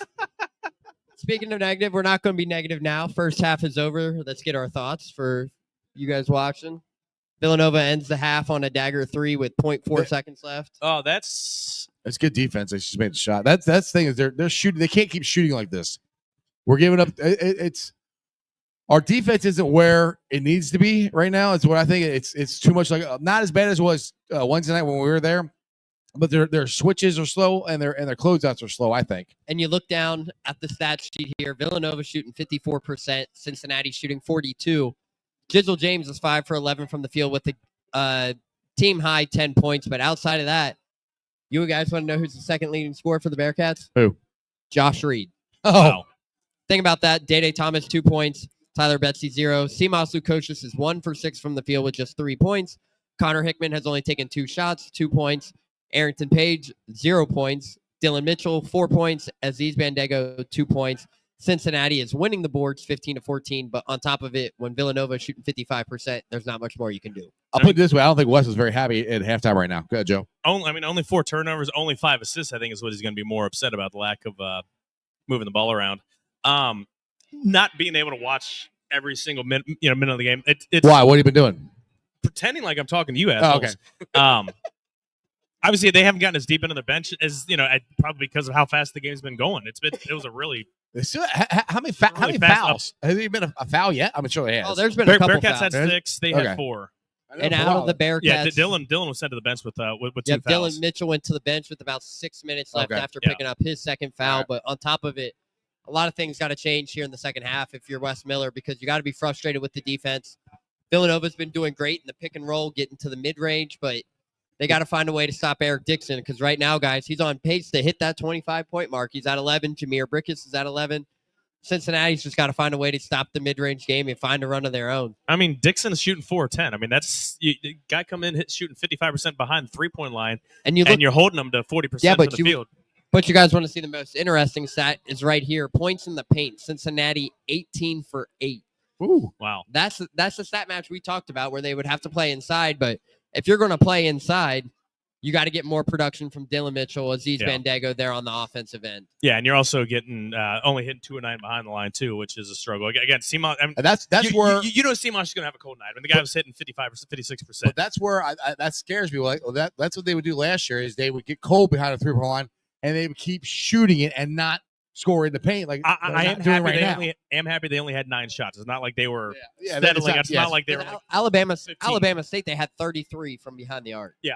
Which you look down, 9's the number you want to play inside in this matchup, but 37-28, you got to find a run here for Cincinnati. And Villanova was a team entering this one where they wanted to slow things down a little bit. Yeah. On top of it, this matchup, they didn't slow things down. They've got to be feeling good about themselves. Again, this is a pace that they don't want to run, and they're keeping up. And I mean, obviously they've in complete control of this game right now. The second half, hopefully they run out of gas and our defense gets better. Our defense got to get better. Yeah, that's the biggest thing for me. For the last 2 games, our defense has not been good enough at the level that Wes expects us to be, at the level it was. So here's my question: what were the points in the paint again, Nate? Neil? 18-8. Bearcats. Yep. 18-8 Bearcats. How do we have no free throw attempts and they are 6 of 7? That's the difference maker. That's what's difference confusing. maker. Like Bearcats are scoring in the paint, but not drawing into contact. Like that seems a little weird to me. I don't know. I thought the breakaway that Dylan had, he had someone in front and behind. Yeah, somebody breakaway drew dunk that contact. Dylan Mitchell had. He had a guy in front of him and sick. a guy behind him. It was a poster, but don't get me wrong. There definitely was a little bit. There of was some contact, at least by the guy getting posterized in front of him. So you're saying Cincinnati team's getting hosed by the refs again? I haven't been paying That too much never attention, happens. and I hate falling on that. But you have to kind of see if they're scoring that much in the paint. How are that many points in the paint? How have you not gotten at least one? We know the Cats aren't going to hit the free throws, but the fact that they didn't take one, like that, and then weird. Another first half stat. You look down. We talk about Cincinnati being 2 for 9 from behind the arc. Villanova, on the other hand, 5 and 9. Yeah. So they're shooting the ball very well for Villanova, but it's going to be interesting. interesting. Guy named Brickus 3 for 3. What's his name? Jameer Brickus. Brickus. He's a guy averaging 16 heading into the night. So, but he's supposed to be Shaq from the free throw line with the name Brickus. I mean, come on. Brick. House. I'm talking out of my ass. All right, so it's 37-28 here. Villanova at halftime. Again, we are live down at the Moerlein Lager House. We do this every single Tuesday. This is one of the best crowds we've had in a while, so Come on down. It's a great time. Has ever having fun at the Moerlein Lager House? All right, I'll try again. Is everybody having fun at the Moerlein Lager House? Woo! You screaming through the mic doesn't help. Scream, I wooed. So we're down here every single Tuesday. Show starts at 6, goes till 8. Happy hours extended from 3 to 9. So if you guys are in the house, you get $5 drafts, house wine, well drinks, $2 off appetizers. Also, it's Prime Rib Tuesday. So make sure you guys get you some delicious prime rib. And like I said, we're down here every single Tuesday. So come on down. We're watching the Bearcat game right now. It is at halftime. And the Cats are down 37-28. What's you guys' feelings going into the second half here, Neil? I'll let you go. Cincinnati's got to find a way to get Lukoshis going in this one. I think that's going to be the difference maker here. Just 3 points, 1 of 6 shooting. There was questions heading into this matchup about how would Cincinnati shoot on the road. We saw the struggles last season. Didn't quite see the struggles on the road versus Georgia Tech. Obviously, a different environment. This is a completely different environment from Georgia Tech, a full-out Villanova stands. But for Cincinnati, you got to find a way to get your offense going. Got to find a way to get guys like Seamus Lukoshis and Dylan Mitchell going, who are combined 7 points in this one. Seamus scoring the consistent score is huge on the team. I think I don't want to say it runs him, but he's one of the guys. Him, Skillings, Jizzle, the other one Skillings out there. Those are the 3 guys I think that have to be the consistent scorers for us. Go, Joe. Well, yeah, I mean, it comes down to just you got to hit shot. It doesn't matter where they've got plenty of guys that can hit shots. Whether it's you got to have those guys that are all. You have to have consistent guys. That's kind of where good teams always have the consistent players. Yeah, it's. I mean, I guess Seamus is the go-to guy. I mean, agreed. I would think so. I think he established that last year. But I mean, you also have Dan when he comes back. Jizzle can take a shot. It's nice to have a bunch of guys. Yeah. But there's no like stone cold killer type guy. No. That's what I hope happens throughout the course of the season. Somebody establishes themselves to where you're down 2, clock running down, under a minute to go. Ball. This guy's getting the ball. Seamus is getting ISO'd up, or whether it's whoever. Like when we had Steve Logan. Right. Yeah. That you have that one guy who can who's going to take that shot. Defense is going to pay all the attention to, and maybe that opens something up. To me, it's one of those 3. Yeah. To me, that's why I pointed them out. Those are the 3 guys that I think have to be like I said, the go-to consistent scorers. When they have it, when you need a point, one of those guys are going to score. I think, too, for Cincinnati, the biggest thing here in the second half is you're going to have to find ways to get downhill in this one. Yes. The 3-point shot is not falling, but if they get downhill in attack, Jizzle James, Connor Hickman, Day Thomas, whoever it might be, I think that's where this game really opens up. If you can get downhill in attack and get guys to crash the boards, to get to those, speed up the tempo a little bit and get downhill. If you get downhill, this game's still within reach for Cincinnati. Obviously, it's only a 9-point deficit, but this is the most adversity that Cincinnati has faced all season. Yeah. Well, it's the first, we said this earlier, the first true road test. Georgia Tech wasn't. It was mostly Bearcat fans and Georgia Tech fans who didn't give a shit. This is the first. This is in Philly. This is Villanova. They're rabid fans in Philly. So no matter where they're at, they were not that long ago removed from winning a national championship. So this is a true road test for them. And like I said, the schedule is getting tougher. You got here, then you got Howard, then you got Xavier, and then Dayton, and then Big 12 starts. So it's not going to get any easier. It's time for Well, I think Wes is scared that the team is going to fall into the hype. Like, we just roll the basketballs out and we beat people. I don't think they're doing that, but that's what I think Wes is trying to fight right now because they're not as sharp as they need to beat this team right now. That's what's a little disappointing is the fact they've had pretty much an entire week since they came out flat, and we know Wes absolutely laid into them. Yeah. So it was a hard week of practice. And for them to come out, and I don't want to say unprepared, but they seem a little shocked that Nova came out and was able to keep pace with them for a team. Again, we keep talking about different paces. Nova to be able to run with them and stay up with them and score and hit shots as well as they have been. So again, I think that's going to slow down for them because it's not the team that they are. But UC needs to adjust to that. I mean, UC's a more talented team than they are. I mean, talent alone and deep. Like I said, we talk about they're 10 deep. I mean, Villanova is not that deep. They should be able to run them out the gym. Is what they should be able to do. Will they do it? I don't know. But that's. I mean, I won't say I don't know. I think they're going to. I'm still confident they're going to win this game. It's just when you have games like this. This is one of those stupid games that they could freaking lose because the way it's going right now. That's what just worries me. What do you got, Neil? But this was also a game, too, heading into this one that many had circled as what could be, quote unquote, could be that potential loss for Cincinnati heading into this one, just due to it being the Big East Big 12 matchup. Obviously, due to the circumstances surrounding this matchup, but this game is still in reach for Cincinnati. Oh, God, yeah. It's only 9 points. But yeah. I think, despite it being 9 points, I think the biggest thing, like we mentioned, getting inside. You play inside, you set your actions. This is a game where Cincinnati is going to have to open up the lob game. Yes. I think once that first lob connects and you go over the top of this defense and you find a way to affect the games on the boards, because you're winning the battle of the boards right now. Let's look, 15-14. Which they should. They're a taller team than they are. Yeah, they should be winning the battle of the boards this game, but shooting 22% from behind the arc with 0 free throws is not ideal helping, for Cincinnati in this matchup. And like Joe said, I think we need to get the ball down deep. And they need to make some contact. That's the thing. They haven't. They got 18 points in the paint. They've got so many points. So I think that bodes well if they keep this play up. Keep pounding inside. But at something like, I'm just curious, how's there not been any? That is, yeah. There's not been any shooting fouls. But realistically, too, speaking, like coming out of the second half, I won't be surprised if Villanova really tries to slow this thing down more than what they already have, because they got the lead. They're comfortable. Yeah. That's what I UC would not can't be let that happen. surprised to see them slow this thing down, but I also would not be surprised to see Wes Miller maybe change things up and maybe go with Day Thomas over Connor Hickman to start the second half. I would not be surprised to see that to kind of push the tempo, but Cincinnati is going to need to go quick, push the tempo here coming out of the half. Push tempo, run them out the gym. Yeah, you cannot fall into a game. You cannot fall into Villanova's game plan, because again, if they're just going possession for possession and just taking, running the entire shot clock all the way down, that's a game that UC loses right there.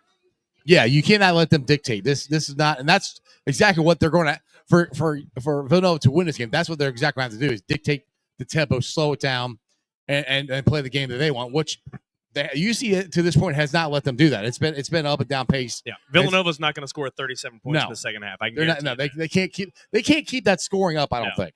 No. That's where. We all agree. They think they're going to win this thing here, but we'll see what happens. Yeah, it's definitely a game that's still winnable, but it's going to be interesting to see what second half adjustments really get made here. But Cincinnati now faces adversity for the first time they have all season, so it's going to be something unique, I guess is the right word to say, coming out of the second half. But they're going to have to change a lot of things up here offensively to get to their shots, get to their creations, and really facilitate. I mean, Jizzle James has been your only leading scorer here, and Wes Miller mentioned it last week. Like, there are some games where he looks at Jizzle James and says, I'm going to need you to score. And unfortunately, that's going to be his role tonight. This might be one of those games. That's going to be the game tonight where they're going to need him to continue to score and take over. Which I think Jizzle wants that. I think Jizzle wants to take that on. But we just haven't needed to get it. Tonight might be one of those nights. Tonight's that night they're going to need Jizzle James to get 25, realistically. And Jizzle James has been electric in second halves this season. I mean, you look down at the stats. He went 7-7 for one game. He went 5 for 5. Another, he went 4 for 4 in another. So realistically, second half could be turned up by Jizzle James. I think Villanova might start to hone in on him a little bit more, but it's going to be interesting. You guys mentioned it. They have to find a way to get Simas Lukosius going. Yes, yeah, because those are with Skillings being out, those two. Like I said, I keep saying you got to have consistent guys, go-to guys when you can't or you're struggling scoring. I'm gonna go give the ball to this guy, and they're gonna make something happen. Either they'll take the ball and score, or they'll get you in the right situation to make the play to pass somebody else to score. Yeah, and I'm confident that he'll have something drawn up. It's just a matter of hitting shots. It's just not falling for Simas tonight. He's 1 for 6. It's not as if he's not getting open or not being able to get to a spot. So exactly. Overall, been a great time down here at Moerlein Lager House. Obviously, a bigger crowd than what we have been. So shout out to everyone who's came shout out to everybody came down here tonight. Appreciate it. Hope you guys are having fun, enjoying the delicious food here. But what's this? Brad here. What do you? He's got rookies here. So Notre Dame, Oregon, Texas, and Penn State top 4 in football rankings because that dropped tonight. So Yeah, the CFP rankings. is came out. Texas back? We ask every year, and now we're at the end of the year. Is Texas back? No, Okay, I didn't think so. no. It's That was still, quick. it's still horns down. Exactly. So my son, who's 15-year-old, he jumped on wagons. He opted Texas for his college football team. He knows that's like As on the a other non- side of the country, right? He can't find Austin on a map.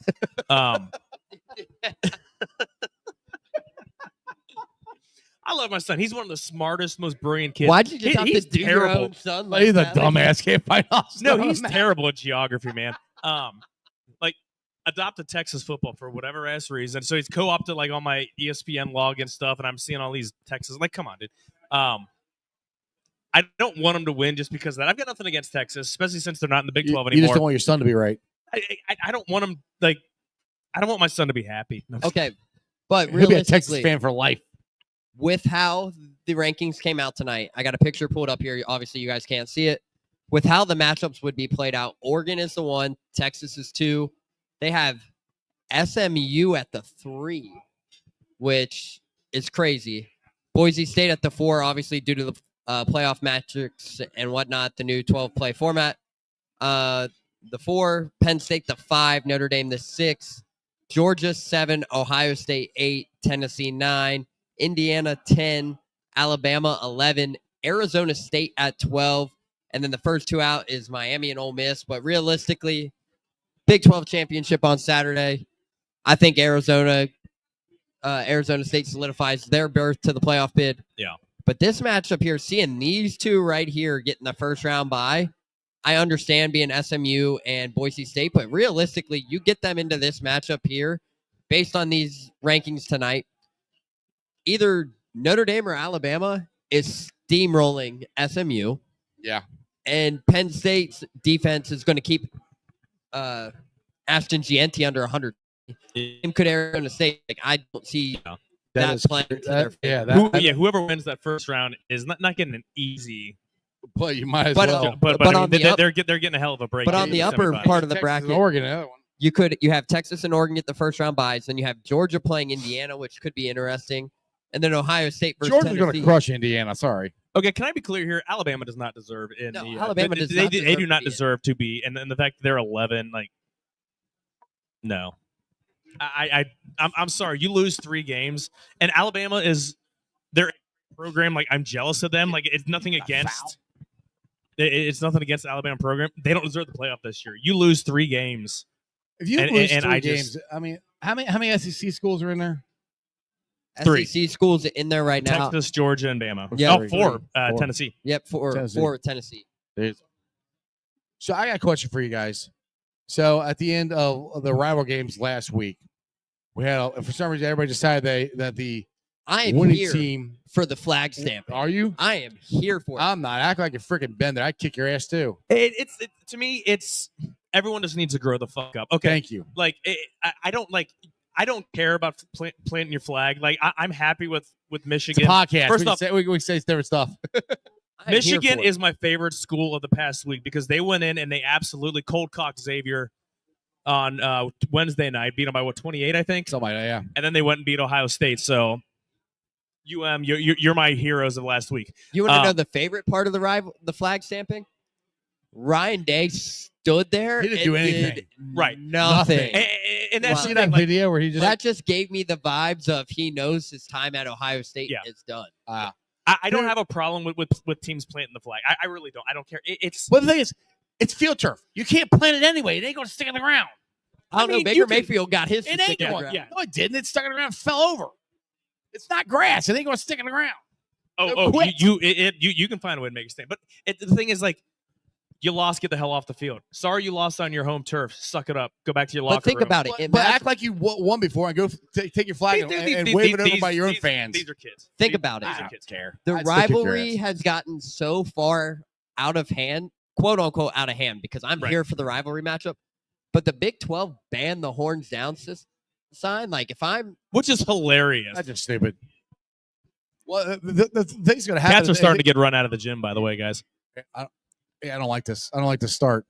Well, the thing is, what's going to happen though is They keep doing this. There's not going to be any flag or anything like that. It's going to be something you have to after They're going gonna ban and then go straight to your. They're gonna locker room. ban flag standing or stamping or whatever. Yeah, they're gonna start banning it.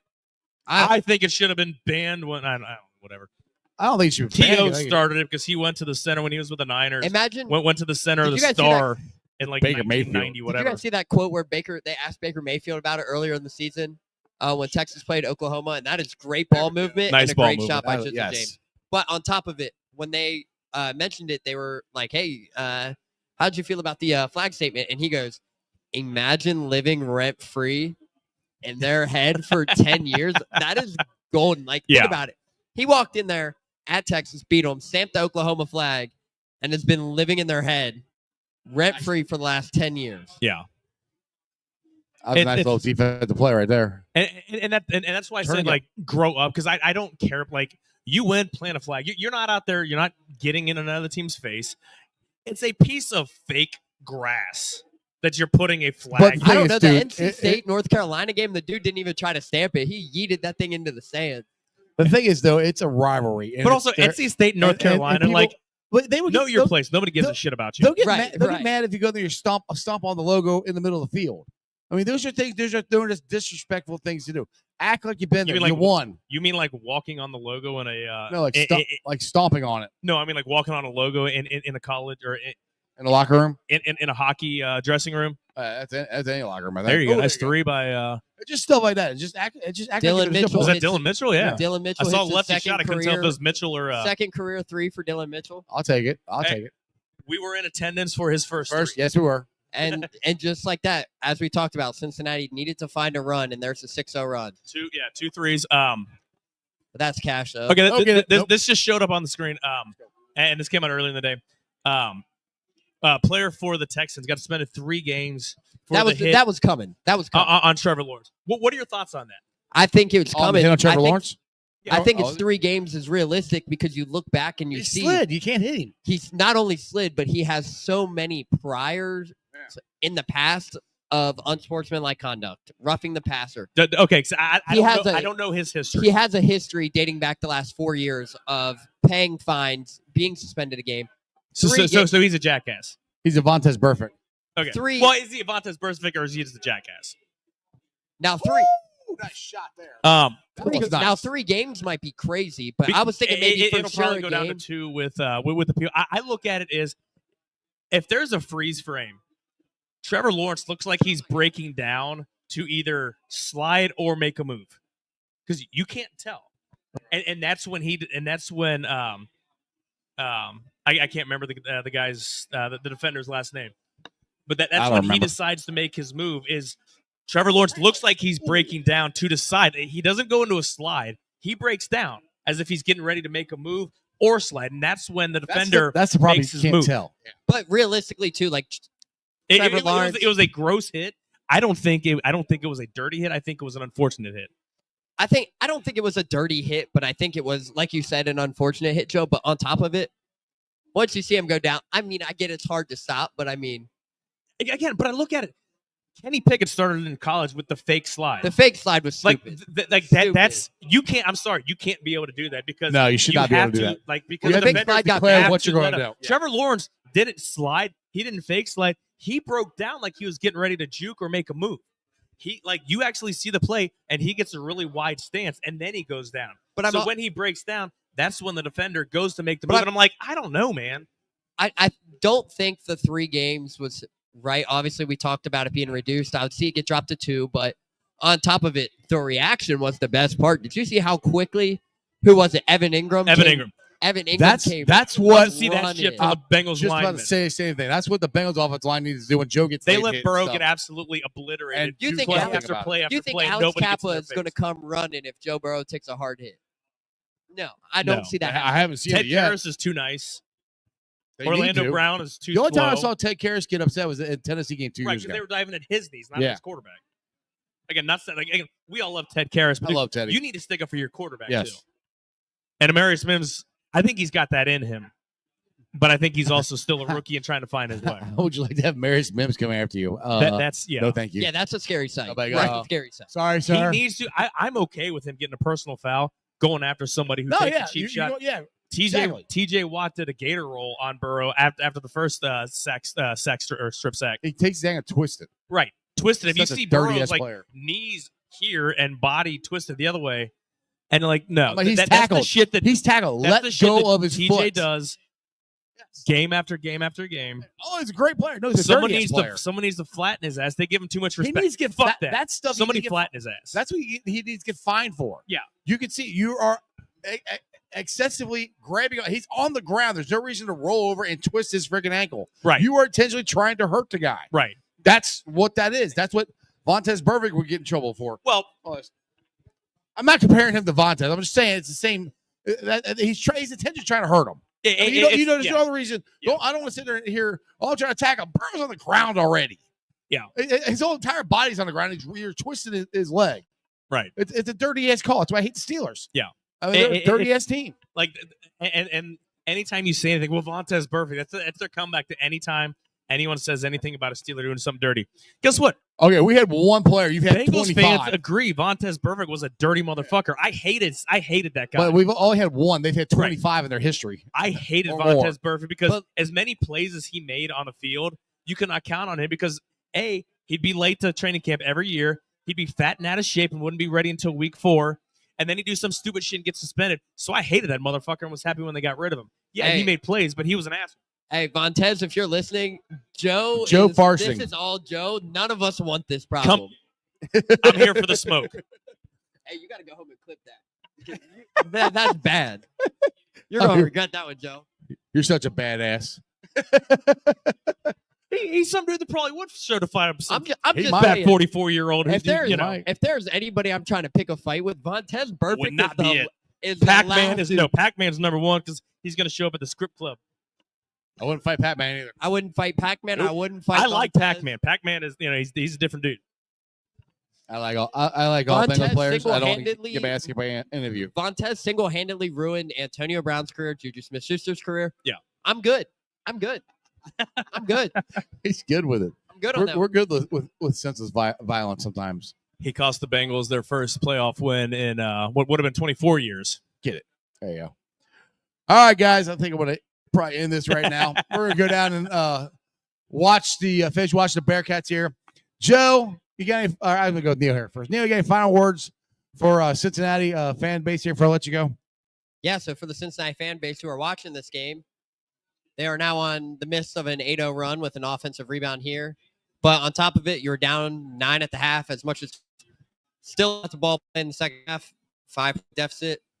Continue rooting on the Bearcats, and next week while you're free, come to hang out down here on Tuesday night at Moerlein Lager House. Take advantage of the extended happy hour. We'll have a special guest next week. Yes, we will. next week? Yes, I'm glad you brought that up, Neil. Good job. I forgot about that.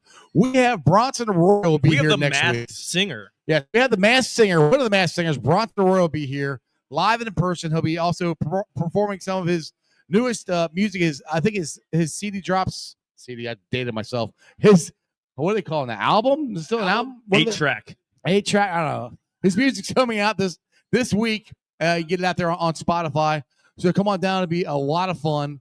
Bronson Royal, we can talk some Reds baseball. We can talk some cornrows with him. We could talk some Mass singer with him. singer stuff. Talk some Pearl Jam with Talk him. some there's definitely going to be a lot You're of Pearl going to Jam talk some Pearl conversation. Jam, aren't you? with it. Exactly. I am ready with some Pearl Jam questions for the band. Nimasu Kosh with There the we go. injury and a foul on the end. Nice Cincinnati shot. should take advantage of that. All right, Neil, tell everybody where they can follow you at. Yeah, so you guys can find me at Cincinnati Rivals, Cincinnati.Rivals or thefrontofficenews.com. I'm also the co-host of the Bearcats Blitz Show on Bally Sports, so you can check us out there. It's not Valley Sports anymore. FanDuel Sports Network, FanDuel Sports. I'm sorry. But Twitter is MeyerNeil6, so you can find me out at all 3 of those. But most importantly, head on over to the Front Office News. Now, yesterday was the final day of our Black Friday sale, so I can't plug you guys with that sale still, but continue to rock with us over there at CincinnatiRivals.com. Appreciate you, Neil. Just with your colorful vocabulary you've had here tonight, people are looking at like, what the hell, my guy? Podcast. Okay, final words here for. I've had a lot of final words. Yeah. Yeah, like words. I don't really want to say words of wisdom, but I mean, Bengals season is over, so I'm done being angry over that. Bearcats football season is over. I'm done being angry at that. Basketball You're going to season, see baby. a lot more happy, chipper, piping sunshine up your ass. Wait, Joe. you're piping sunshine up my ass? That'd be surprising. I haven't seen that. Absolutely. And Robert, I'm going to keep rooting for my teams. I hate the guys who I hate. It's okay. I still love you. We're good. Bearcats are playing better. They're going to win this damn game, and Yes. just wait to see what the Reds are going to do. So Yeah, that's hopefully we have the off news. We'll be down here next Tuesday with, like I said, Brian will be here, former Cincinnati Red, also a member of the 2004 Boston Red Series championship team. He's also just a singer. So we got a lot of stuff we can talk to him about. He's have his music down here. Again, we'll be live down here. So come on down. Thanks for watching or coming down here. I've been live streaming on YouTube, Facebook, ZTV, and Instagram. I want to shout out to all my sponsors here. We got Priority Lawn and Landscaping. Make sure you guys check them out if you're interested in getting some snow removal or some landscaping stuff done for prepared for this spring. Check out Priority Lawn and Landscaping. Also, brought to you by Midwest Best Barbecue. Check them out there at their Wards Corner Avenue exit. Also, the show is brought to you by Meyer Windows and Doors. Check them out at www.meyercincinnati.com for all your window and door needs. And my West Side Peeps, go check out Hail Mary's, your ticket to the game. We will be live again here next Tuesday. Like I said, at Moerlein Lager House from 6 to 8. Happy hour goes from 3 to 9. Again, we will be having Bronson Arroyo. Will be here next Tuesday. He'll be here performing his music. He said he was on a Masked Singer. He's a former Cincinnati Red, won the World Series with Boston Red Sox. He said cornrows. You don't have any hair, so you might joke around. Anyway, come on down. It's gonna be a lot of fun, and you guys can follow me on everything. I'll be doing my show live every day at 5:30 on the YouTube channel Sports with Strawberry Ice. Other than that, I'm gonna get the heck out of here and go watch the Bearcats win, and that's just sports, baby. See ya. Weekday nights, the city roars. Tune in loud, turn up some more. Cincinnati show, it's time to play. Sports with Strawberry Ice today. 5:30 sharp, don't be late. TTV, the sports awaits. Strawberry Ice, he's on the mic, energy, it's pure delight. Every touchdown, every goal. Feel the pulse, it's in your soul. Cincinnati heartbeats strong. Strawberry Ice will lead the throng. Every touchdown, every goal. Feel the pulse, it's in your soul. Cincinnati heartbeats strong. Strawberry Ice will lead the throng. Feel the crowd, it's electric now. Shouting loud, they all know how. The CTV got what we crave. Sports with Ice, it's waves and waves. Tigers strike and Bengals roar. Every game we want some more. Tune in and feel the thrill. Strawberry Ice, he's giving chills. 5:30 sharp, don't be late. TTV, the sports awaits.